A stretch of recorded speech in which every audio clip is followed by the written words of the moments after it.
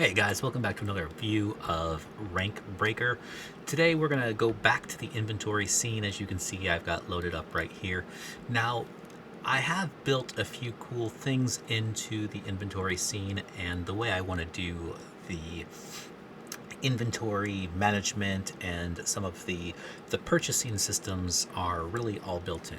So we'll just go top to bottom here. You see on the upper left this kind of like dashboard icon. These are your rank points. They also feed directly into where your leaderboard status is.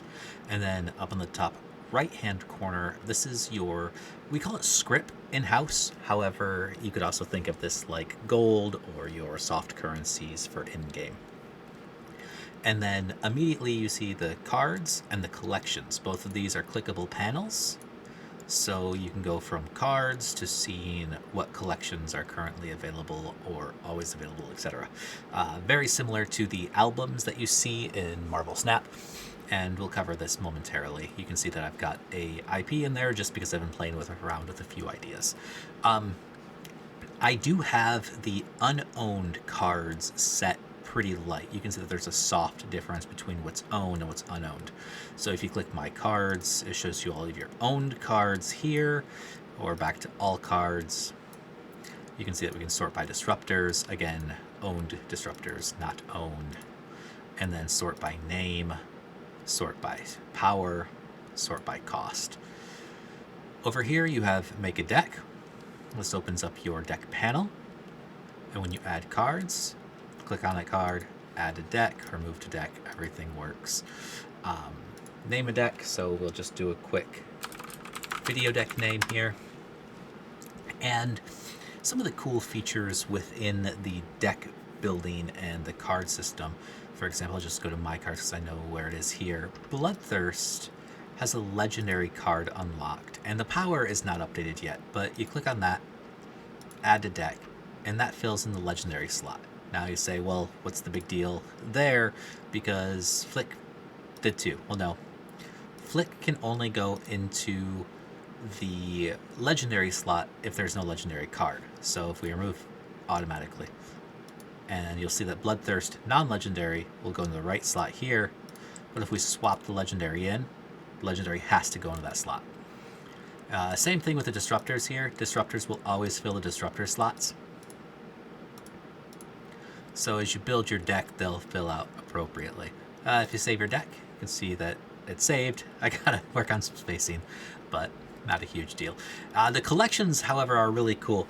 So the way that I want to work this is, you can see that I just threw an image up there for testing purposes. Really big fan of Judge Dredd. You can click on the card. It'll show you all of the cards in that collection. I don't have a back button built in yet, so we'll just do a quick reset. Or you can also click on the featured image. It'll take you to the same thing. And then Spider-Man, which again, testing purposes only, just because I needed to throw an image in there. And those cards will be played out. So that is really how the overall system looks. And I'm going to pop into a card that I don't own. We'll use Hikari 10 here. You'll see that you can buy with script or buy with your rank points. And all of the cards will be available for purchase that way. So there's not going to be a gotcha. There's not going to be a FOMO. You can grind for everything. The difference is also here. You can see like Hikari, when we got the script. So if I buy, immediately I can add to deck right there. Boom. Variants, the same thing. So you buy a variant, you don't have to wait, you don't have to worry about fear of missing out. It's right there.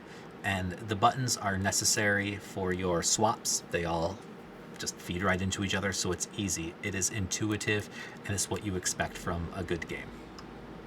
I'm going to go ahead and delete this deck so it doesn't get in the way.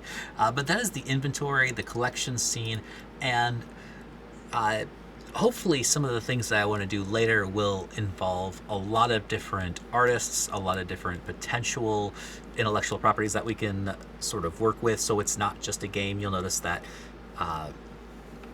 the other popular game in this genre is tied to one product, one intellectual property, even though it's a breadth of characters. My goal is to expand that and sort of be a amalgamation of all of those sort of IPs that fit within the idea of fighting to the top of the Trophium. All right, guys, we'll see you next time.